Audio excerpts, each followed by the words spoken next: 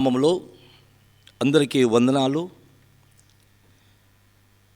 ఈ సాయంకాల సమయంలో ప్రభు మనకిచ్చిన ఈ గొప్ప తరుణాన్ని బట్టి మరొక మారు మనందరూ కూడా కలిసి తనకు వాక్యమును అధ్యయనం చేయడానికి మనలో ఆయన చూపిన కృప కొరకు ఆయనకి సకల మహిమ ఘనత ప్రభావములు కలుగునుగాక.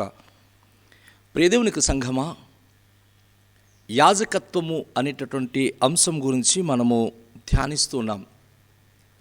ప్రభువైన యేసుక్రీస్తు మనకు ప్రధాన యాజకుడుగా ఉన్నాడు. ఈ విషయాన్ని మనము గత దినముల నుంచి మనము ధ్యానిస్తూ ఉన్నాము.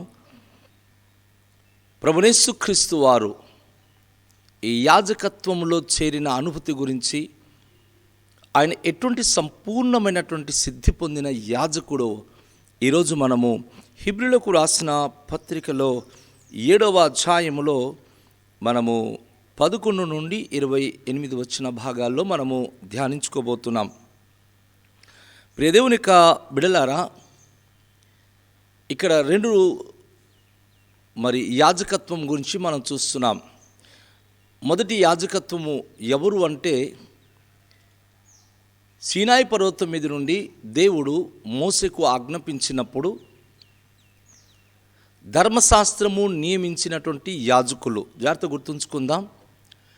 ధర్మశాస్త్రము నియమించినటువంటి, ధర్మశాస్త్రమును బోధించడానికి, ధర్మశాస్త్రానికి లోబడి ధర్మశాస్త్రంలో చెప్పబడినటువంటి విధి విధానాలు గైకొనడానికి నియమించబడినటువంటి యాజకులు. ఆ 11వ వచనం నుండి మనం చూసినప్పుడు అక్కడ స్పష్టంగా దేవుడు మనకు తెలియచేస్తూ ఉన్నాడు. ఈ హెబ్రీయులకు రాసిన పత్రిక 7వ అధ్యాయము 11వ వచనం నుండి కనుక మనం చూసినప్పుడు, దేవుడు లేవి వంశాన్ని, ఆ లేవీయులు యాజకులై ఉండగా ప్రజలకు ధర్మశాస్త్రము ఇవ్వబడెను గనుక ఆ యాజకులు వలన సంపూర్ణ సిద్ధి కలిగిన ఎడల అహరోను క్రమములో చేరిన వాడని చెప్పబడిన మెల్కిసెదెకు క్రమము చొప్పున మెల్కిసెదెకు క్రమము చొప్పున వేరొక యాజకుడు రావాల్సిన అవసరము లేదు. అవసరమేమి? 12వ వచనంలో, ఇదియుగాక యాజకులు మార్చబడిన ఎడల ఆవశ్యకంగా యాజక ధర్మము సహా మార్చబడను. 13వ వచనం, ఎవని గూర్చి ఈ సంగతులు చెప్పబడినో ఆయన వేరే ఒక గోత్రములు పుట్టెను. ఆ గోత్రములోని వాడెవ్వడునో బలిపీఠమునొద్ద పరిచర్య చేయలేదు. మన ప్రభు యూదా సంతానమందు జన్మించే ననుట స్పష్టమే. ఆ గోత్ర విషయములో యాజకులను గూర్చి మోసే ఏమీ చెప్పలేదు. మరియు శరీరానుసారముగా నెరవేర్చబడు ఆజ్ఞగల ధర్మశాస్త్రమును బట్టి కాక, నాశనము లేని జీవమునకును శక్తికిని నియమింపబడి మెల్కిసెదెకు పోలిన వాడైన వేరే ఒక యాజకుడు వచ్చి ఉన్నాడు. కావున మేము చెప్పిన సంగతి మరింత విషదమై ఉన్నది. ఇక్కడ ఒక మాట మనం గమనించాలి. యేసు ప్రభువారు మెల్కిసెదెకు క్రమములో చేరిన యాజకుడు అని హెబ్రీ పత్రికలో అపోస్తలుడైన పౌలు పలుమార్లు మనకు జ్ఞాపకం చేస్తున్నాడు. మెల్కిసెదెకు ఎవరు అంటే వంశావళి లేనివాడు. ఆయన ఎవరో, తన తల్లి ఏంటో తండ్రి ఏమిటో అవన్నీ తెలియదు. కేవలము సాలేము రాజు, నెక్స్ట్ యెహోవాకు యాజకుడు అని ఆదికాండం 14వ అధ్యాయంలో 18-19 వచనాల్లో చెప్పబడింది. ఈ మెల్కిసెదెకు ఎవరంటే అక్కడే మనకు కనబడతాడు. అబ్రహాము తనకు 10వ భాగం ఇచ్చినట్టుగా కూడా మనం చూస్తాం. అబ్రహామును ఆయన బ్లెస్సింగ్ ఇచ్చినట్టుగా, దీవించినట్లుగా మనం చూస్తాం. అప్పుడు ధర్మశాస్త్రం రాలేదు ఇంకా. ఆ రోజుల్లో మెల్కిసెదెకు ఎవరు అంటే, ఏ వంశంలోను, ఏ వంశవళి అసలు మనకు తెలియనటువంటి వ్యక్తి ఆయన. దేవుడు ఒక వంశవళి లేనటువంటి వ్యక్తి క్రమములో యేసుప్రభు చేరిన వారు యాజకుడు అని చెప్పబడింది. కానీ అహరోను యొక్క క్రమములో ధర్మశాస్త్రానుసారంగా లేవీయుల గోత్రానికి సంబంధించిన వారే దేవుని యొక్క యాజకులుగా ఉండాలని ధర్మశాస్త్రం చెప్పిన ఆ పద్ధతిని యేసుప్రభు దగ్గరికి వచ్చినప్పుడు అది జరగల. యేసుప్రభు లేవి వంశస్థుడు కాడు. 12 గోత్రంలో లేవీయులు కాని వారు దేవుని యొక్క మందిర పరిచర్య చేయడానికి యోగ్యులు కారు. యూదా వారు రాజరికతకు ఎంపిక అయినటువంటి కుటుంబం. యూదా గోత్రములో రాజులు, ఏలుబడి చేసే నాయకులు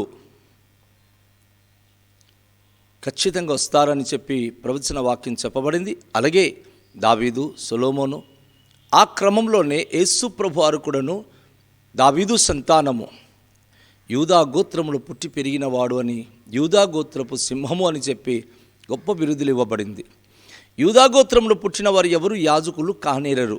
కానీ ఇక్కడ మహిమగల దేవుడు యేసు ప్రభును ఒక యాజక ధర్మము, అంటే మనుషులు సంపూర్ణ సిద్ధి పొందలేకపోతున్నారు, ధర్మశాస్త్రమును నెరవేర్చలేకపోతున్నారు. అహరోను లేవి వంశస్థుడు అవచ్చు, ఆయన యాజకుడు కావచ్చు. కానీ ఏటేటా తమ పాపముల కొరకు వారు గొర్రెను అర్పించాలి, రక్తము చిందించాలి. ప్రజల పాపం కొరకు కూడా వారు రక్తము చిందించి దేవుని దగ్గర యాచనలు చేయాలి. యేసు ప్రభు దగ్గరికి వచ్చినప్పుడు యేసు ప్రభు వారి యొక్క జీవితము చాలా అద్భుతమైనటువంటి మలుపు అనేది మనం చూస్తున్నాం.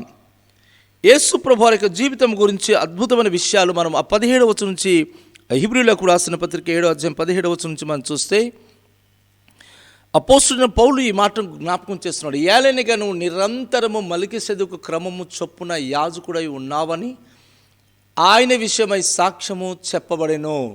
ఎవరు సాక్ష్యం ఇచ్చారు అంటే మహాభక్తుడైన దావీదు కీర్తనల గ్రంథము 110వ దావీదు కీర్తనలో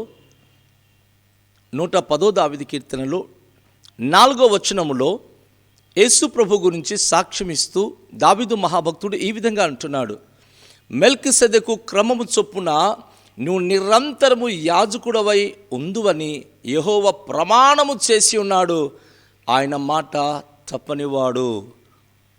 యేసు ప్రభు పుట్టకముందు కొన్ని 100 సంవత్సరాలకు పూర్వమే దావీదు భక్తుడు ఆత్మవిష్యుడై పాట రాస్తూ ప్రభువు నా ప్రభువుతో సెలవిచ్చిన వాక్కు అని మొదటి వచనంలో అంటాడు.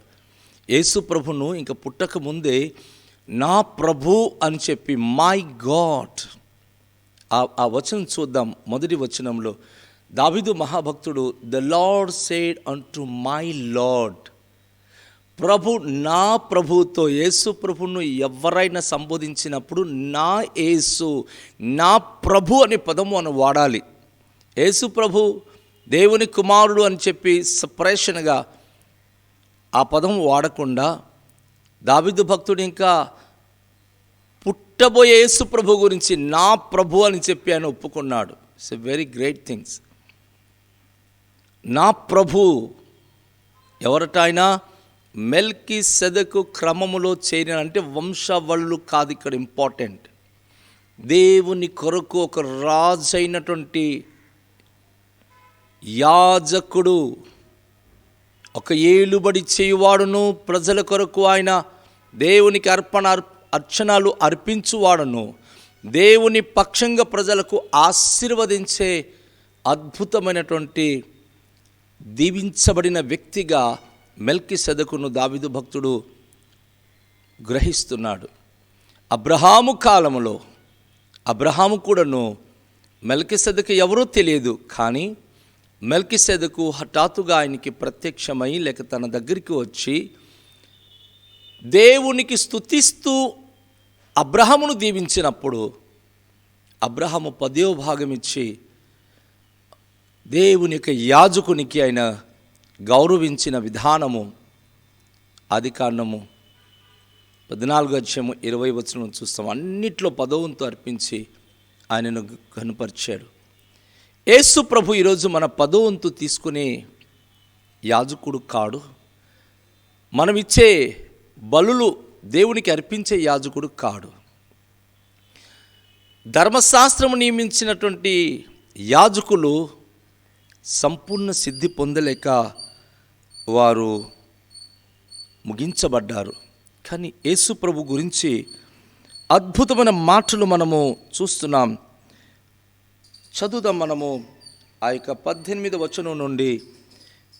హీబ్రూ పత్రిక 7వ అధ్యాయము 18వ వచనం నుంచి మనం చూస్తే ప్రభువైన యేసుక్రీస్తు గురించి ఎంత విలువైన మాటలు మనము చూడగలుగుతాం. ఆ ధర్మశాస్త్రము దేనికి నీ సంపూర్ణ సిద్ధి కలుగ చేయలేదు గనుక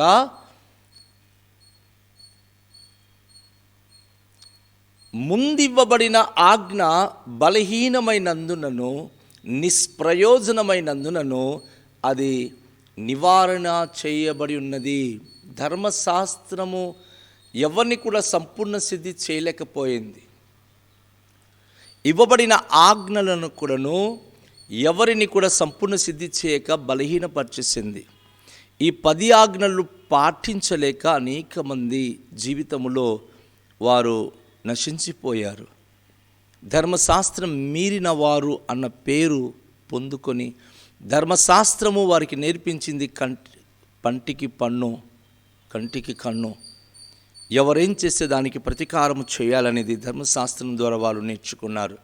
కానీ వచనాలు మనం చదువుతున్నప్పుడు యేసు ప్రభు అలాంటి యాజకుడు కాడు. 19వ వచనం మనం చూస్తే, అంతకంటే శ్రేష్టమైన నిరీక్షణ దాని వెంట ప్రవేశపెట్టబడెను, దీని ద్వారా దేవుని ఎదుకు మనము చేరుచున్నాము. ఆ 10 ఆజ్ఞల కంటే శ్రేష్టమైన 2 ఆజ్ఞలు యేసు ప్రభు కుదించి ప్రజలు ఈజీగా దానిని అన్వయించుకొని ఆ ప్రకారంగా జీవించేటటువంటి భాగ్యవంతులుగా సులువుగా దేవుని మార్గాన్ని అవలంబించి దేవుని ఆజ్ఞలకు విధేయులు అవ్వగలిగేటటువంటి భాగ్యవంతులుగా చేయడానికి 10 ఆజ్ఞలలో శ్రేష్టమైన 2 ఆజ్ఞలుగా యేసు ప్రభు వారు బోధించాడు. ఆ శ్రేష్టమైన మాటలు ఆజ్ఞలు అనుసరించేవారు నిత్య జీవానికి వారసులవుతున్నారు. ఆ 2 ఆజ్ఞలు ఏమిటంటే, నీ పూర్ణ హృదయముతోనూ, నీ పూర్ణాత్మతోనూ, నీ పూర్ణ మనసుతోనూ నీ దేవుడిని యెహోవాను ప్రేమింపవలెను, సేవింపవలెను, నిన్ను వలె నీ పొరుగువానికి ప్రేమించాలి.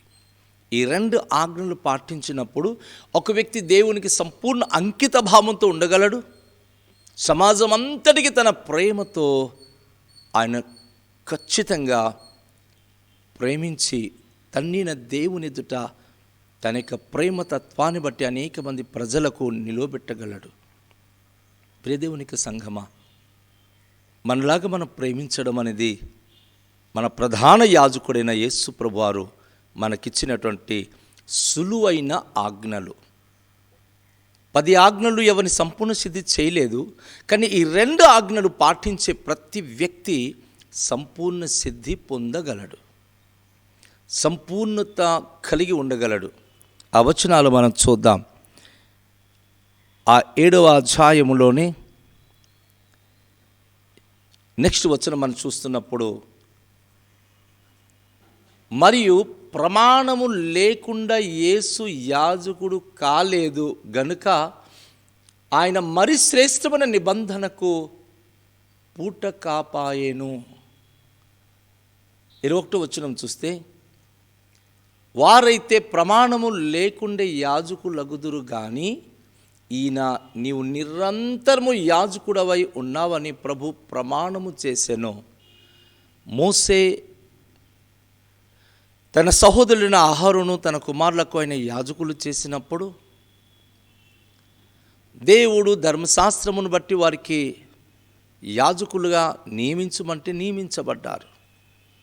కానీ స్వయాన దేవుడు ప్రమాణపూర్తిగా యేసు ప్రభుకు యాజకునిగా ఆయన అధికారం ఇచ్చాడు. నిరంతరము యాజకుడుగా ఉండాలి, నాట్ ఫర్ సీజనల్. చచ్చిపోయిన తర్వాత ఆయన యాజకత్వం మానే రకం కాదు.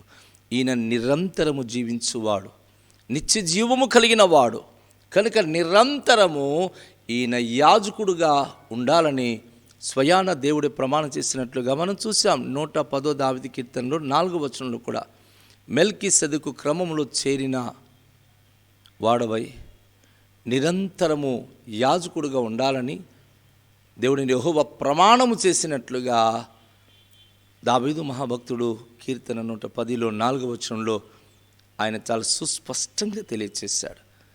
ఆ మాట అపోస్తుడైన పౌలు మనకు ఇక్కడ హెబ్రీ పత్రిక 7:21లో ఆయన తెలియచేస్తున్నాడు.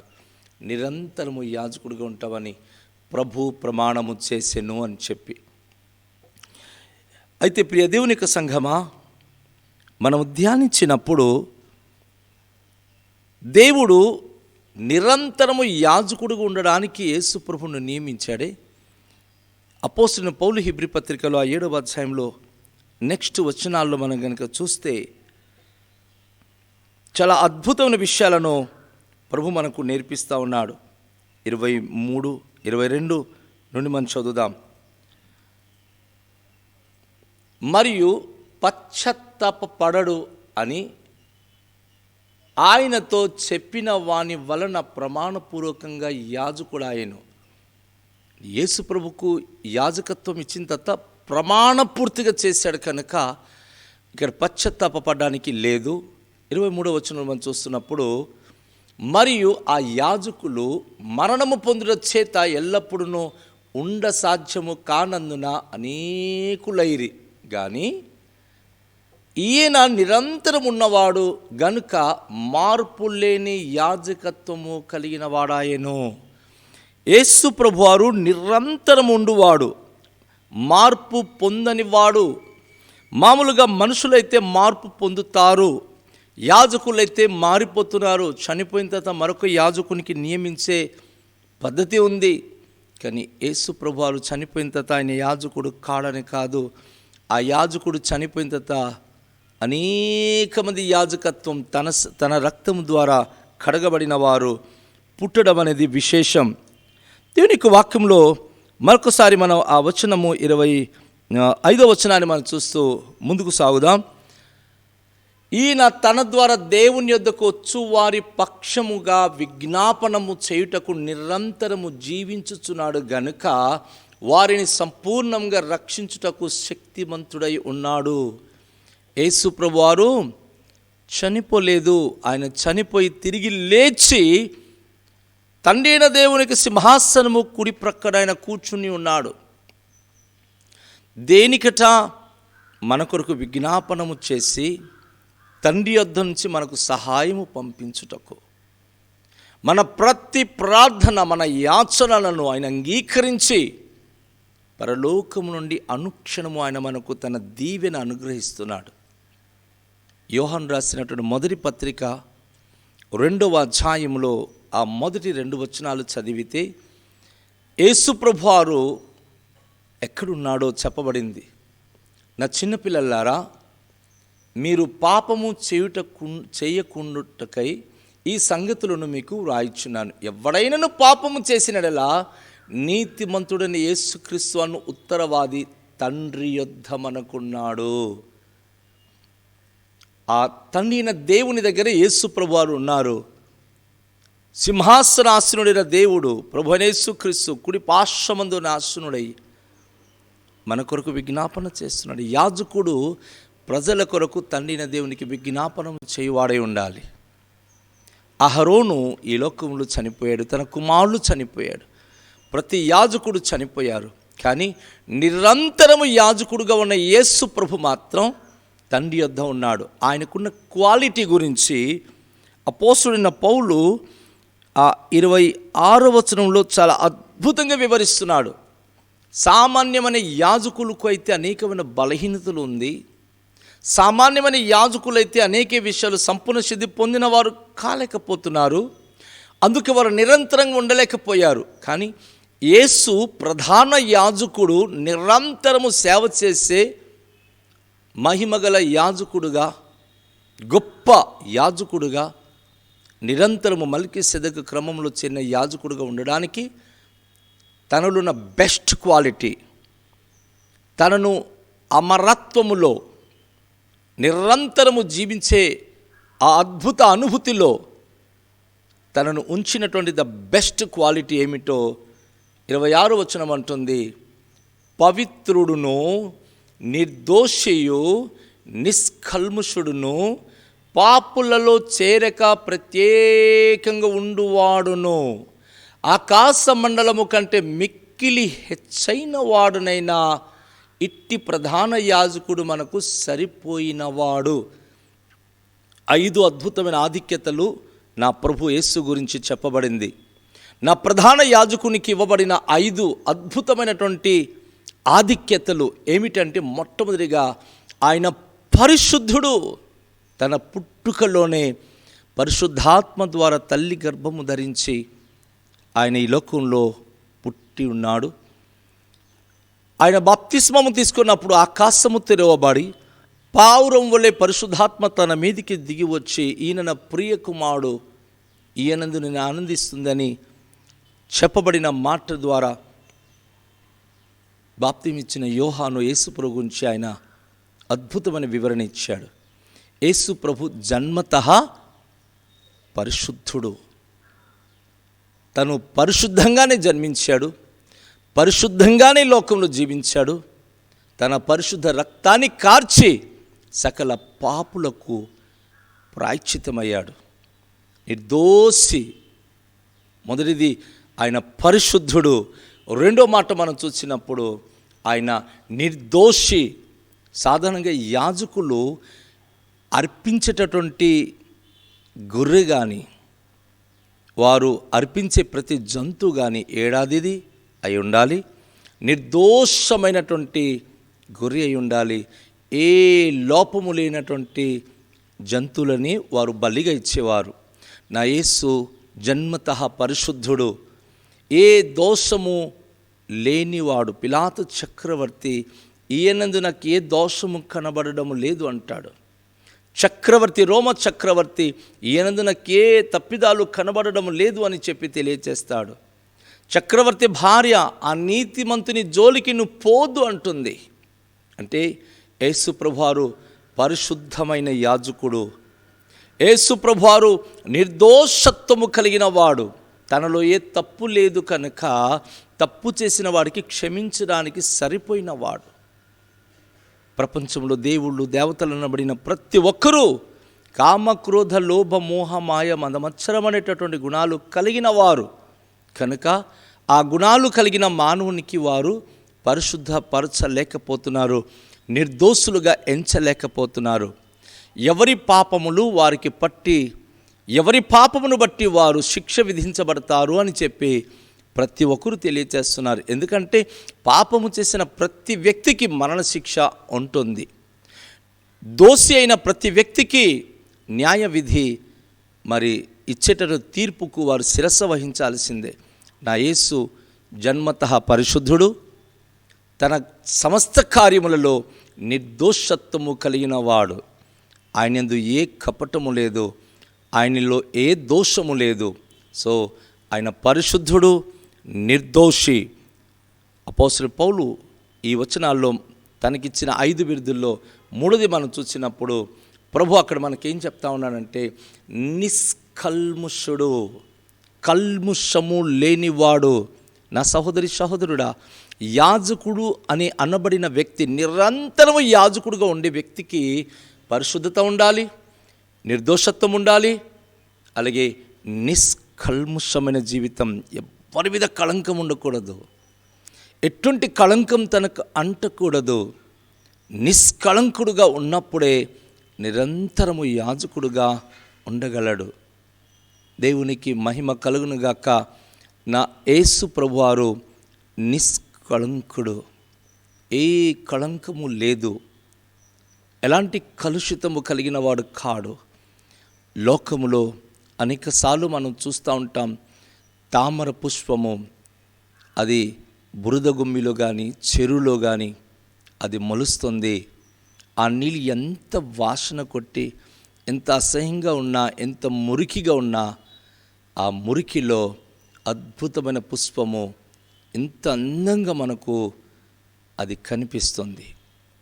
అవును, ఎడారిలో లేత మొక్క వలె, ఓ చక్కని పుష్పము వలె యేసుప్రభు ఈ లోకంలోనికి వచ్చి జన్మించాడు. ఆయన తన నిర్దోషత్వాన్ని, నిష్కళంకమును కళంకమైన లోకంలో ఆయన వచ్చిన మాత్రాన ఏ కళంకం తనకు అంటనివ్వలేదు. ఆ రోజుల్లో చాలామంది పరిచయులు యేసుప్రభు గురించి ఏమనే వాళ్ళంటే, మీ బోధకుడు పాపులతో కూర్చున్నాడు, మీ బోధకుడు త్రాగుబోతుల దగ్గరికి వెళుతున్నాడు, మీ బోధకుడు భయంకర కుష్ఠరోగులకి ముడుతున్నాడు. అద్భుతం ఏమిటంటే ఆయన నిష్కళంకుడు కనుక కళంకం కలిగిన వ్యక్తులు తనను తాకి బాగుపడేవారు. అనేక మంది నదులలో పుష్కర స్నానం కొరకు అని వెళుతూ ఉంటారు. ఆ నది ప్రవాహంగా వెళుతుంది.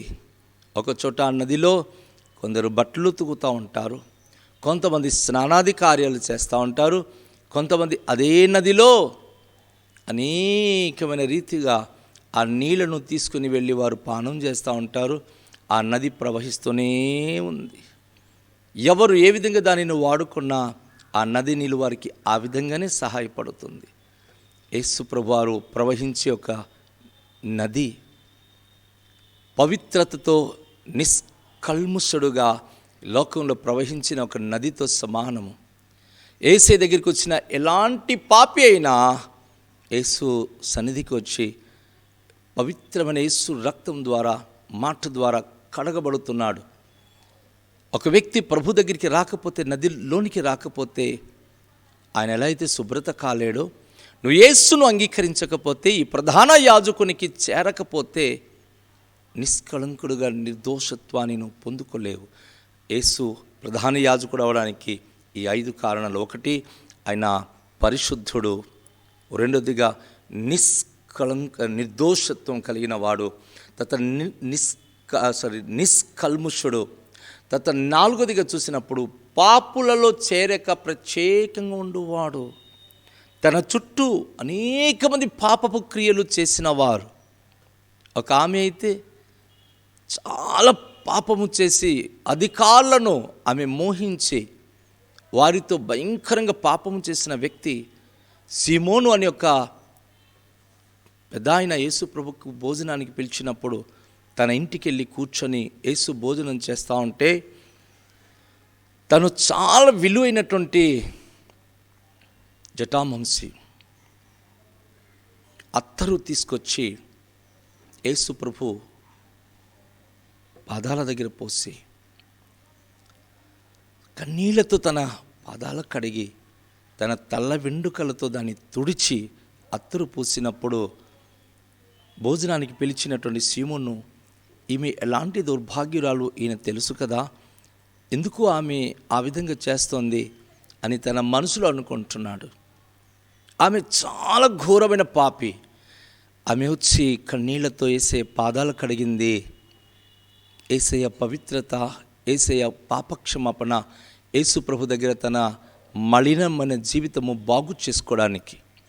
ఎంతటి ఘోరమైన పాపి అయిన ఈ లోకము ఒక వేశ్యను వేశ్యగా చూస్తూ, ఒక దొంగను దొంగగా చూస్తూ, ఒక మోసగాడును మోసగుడు అని ముద్ర వేసి ఈ లోకము తూలనాడినప్పుడు ఆ వ్యక్తికి పవిత్రపరచబడేటటువంటి చోటు యేసు సన్నిధానమే.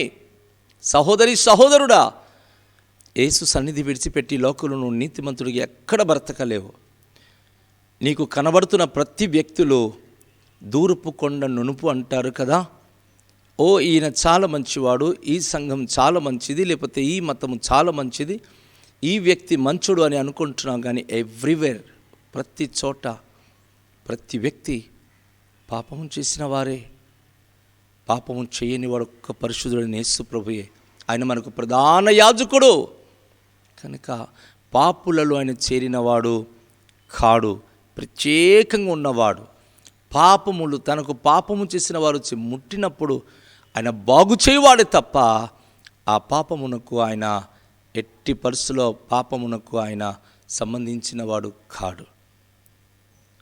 5 విషయాల్లో ఆయన పరిశుద్ధుడు, నిర్దోషత్వం కలిగిన వాడు, నిష్కళంకుడు, పాపులలో చేరినవాడుగా కాక ప్రత్యేకంగా ఉన్నవాడు. చివరి 5వ మాట మనం చూసినప్పుడు ప్రత్యేకంగా ఉన్నవాడు, ఆకాశ మండలము కంటే మిక్కిలి హెచ్చైన వాడు, ఉన్నతమైన వాడు. అపోస్తలుడు పౌలు అంటాడు, అన్ని నామముల కన్నా పై నామము కలిగిన వాడు ఆయన.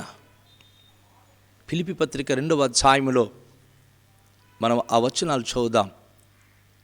9, 10 ఆ వచనాలు చదివినప్పుడు ఫిలిప్పీ పత్రిక 2వ అధ్యాయం ఆ వచనాలలో ప్రభు మనకు తెలియచేస్తూ ఉన్నాడు. యేసు ప్రభుకి ఇవ్వబడిన స్థితి మరియు ఆయన 9వ వచనం 10వ వచనం, అందుచేత పరలోకమందున్న వారిలో కానీ, భూమి మీద ఉన్న వారిలో కానీ, భూమి క్రింద ఉన్న వారిలో కానీ ప్రతి వాని మోకాళ్ళును యేసు నామమున వంగునట్లునో. 11వ వచనం, ప్రతి వాని నాలుకయు తండ్రి అయిన దేవుని మహిమార్థమై యేసు క్రీస్తు ప్రభు అని ఒప్పుకున్నట్లును దేవుడు ఆయనను అధికముగా హెచ్చించి ప్రతి నామమునకు పై నామము ఆయనకు అనుగ్రహించెను. పేతురు భక్తుడు సందేశమిస్తూ అపోస్తుల కార్యముల గ్రంథము 4వ అధ్యాయం 12వ వచనం అంటాడు, ఆకాశము క్రింద భూమి మీద ఇవ్వబడిన ఏ నామమున ఏ పాపి రక్షించబడలు, మరియు ఎవని వలనను రక్షణ కలగదు. ఈ నామముననే మనము రక్షణ పొందవలను కానీ ఆకాశము క్రింద మనుషులలో ఇవ్వబడిన మరి ఏ నామమున రక్షణ పొందలేము అనెను. అందుకే అపోస్తలుడు పౌలు ఈ ప్రధాన యాజకుడైన యేసు ప్రభు ఎలాంటి వాడు అంటే, ఈ ప్రధాన యాజకుడు ఆకాశము కంటే, హెబ్రీ పత్రిక మనం చూస్తున్నప్పుడు ఆకాశము కంటే మిక్కిలి హెచ్చైన వాడు. ఈ ఆకాశం క్రింద భూభాగంలో ఎన్ని దేశాలు ఉన్నాయో, ప్రపంచము ఎంతవరకు విస్తరించి ఉన్నదో, సకల జీవరాశులు ఆయన దయతో బ్రతుకుతున్నారు, ఆయన కృపతో జీవిస్తున్నారు. ఆయన నామము దేవుడైన యెహోవా హెచ్చించాడు కనుక తన నామమును బట్టి ప్రార్థించిన వారందరూ రక్షించబడుతున్నారు. నా ప్రియ సహోదరి సహోదరుడా, యాజకుడంటే ఇంత గొప్ప ఆధిక్యత కలిగిన వాడని మనకు తెలియచేస్తూ, ఇట్టి ప్రధాన యాజకుడు మనకు సరిపోయినవాడు అని అపోస్తలుడైన పౌలు ఈరోజు మనకు తెలియచేస్తూ ఉన్నాడు. ప్రధాన యాజకులు ఎవరు అంటే ప్రభువైన యేసుక్రీస్తు. అహరోను ప్రధాన యాజకుడిగా ఉన్నాడు, కానీ తన బలహీనతను బట్టి ఆయన చనిపోయాడు, నిరంతరం ఉండలేకపోయాడు. మెల్కీషెదెకు క్రమంలో చేరిన యేసు ప్రభు మెల్కీషెదెకు ఏ విధంగా అయితే దేవునికి యాజకుడుగా ఉన్నాడు, ధర్మశాస్త్రం లేనప్పుడు ఆయన యాజకుడుగా దేవుని చేత ఎంచబడ్డాడు. ధర్మశాస్త్రం వచ్చిన తర్వాత యాజకులైన వాళ్ళందరూ నశించిపోయారు. ధర్మశాస్త్రం లేకుండా దేవుని ప్రమాణపూర్తిగా యేసు ప్రభును పుట్టించినప్పుడు ఈయన నిరంతరము యాజకుడు. ఈ యాజకుడు 5 ఆధిక్యత కలిగిన వాడు. మొదటిది, ఆయన పరిశుద్ధుడు, ఆయన నిర్దోషి, ఆయన నిష్కళంకుడు, పాపులలో చేరినవాడు కాకుండా ప్రత్యేకంగా ఉన్నవాడు, ఆకాశము కంటే మిక్కిలి హెచ్చించబడినవాడు. ఈయనే మనకు సరిపోయిన యాజకుడు. రండి ఆ యాజకుని దగ్గర మోకరిల్లి ఆయన ద్వారా కృపకు పాత్రులమయ్యాం. మనం ధర్మశాస్త్రం ద్వారా మనం నీతిమంతులుగా తీర్చబడలేకపోయాం కనుక కృపకు పాత్రులుగా చేసి తనను విశ్వసించిన వారికి ఆయన కృపను అనుగ్రహించి రక్షణకు కారకుడు అయ్యాడు. ఈ యాజకుడు మనకు సరిపోయినవాడు. తనకు తానే బలిగా మన పాపముల కొరకు తను బలి అయి నిత్యము నిరంతరము మన ప్రార్థన వినుటకు తనైన దేవుని యొద్ద ఆయన సింహాసనంపై ఆసీనుడై ఉన్నాడు. తన యొద్ద మనము సవినయంగా ప్రార్థన చేద్దాం. ప్రేమ నమ్మకమైన దయగలిగిన మా ప్రధాన యాజకుడైన యేసు ప్రభువా, మీ అమూల్యమైనటువంటి ఉన్నతమైన మీ నామమునకు కృతజ్ఞత స్తోత్రాలు చెల్లిస్తున్నాం. నిరంతరము యాజకుడైన మా యేసు, మీ యొక్క ప్రభు యాజకత్వానికి ఉన్నటువంటి అద్భుతమైనటువంటి ఆధిక్యతలు మేము ఈరోజు విన్నాం. నైనా ఈ మాటలు మా జీవితానికి ఆశీర్వాదకరంగా ఉంచండి, దీవెనకరంగా ఉంచండి. ఈ మాట ద్వారా మమ్మల్ని దీవించండి ప్రభువా. ప్రతి బిడ్డలకు మీరు ఆశీర్వదించండి. ప్రతి ఒక్కరు ఆత్మీయంగా ఎదగడానికి కృపనివ్వండి. మేము యాజకత్వం చేయడానికి నిరంతరము మీకు రాజులైన యాజకులుగా మిమ్మల్ని ఆరాధించడానికి నియమించారు. కానీ ఈరోజు క్రైస్తవ జీవితంలో అది చేయలేకపోతున్నారు. బలహీనులు, క్షమించండి. ప్రతి ఒక్కరూ ఈ యొక్క వాక్యం బట్టి జీవించే కృపనివ్వండి. ఇసు మమ్మలను మేము మీ చేతికి అప్పగించుకుంటూ ఈ వాక్య మా జీవితంలో దీవెనకరం ఉంచుమని నజరేయుడైన నామములో ప్రార్థిస్తూ వేడుకొనుచున్నాము పరమ తండ్రి. ఆమేన్. తండ్రి కుమార పరిశుద్ధాత్మని ప్రేమ కృప నిన్ను సహవాసములు సదాకాలము సమకూడిన మనకును ప్రపంచవ్యాప్తిగా ఉన్న పరిశుద్ధ భక్తులు తోడే ఉండునుగాక. ఆమేన్. అందరికీ షాలోం.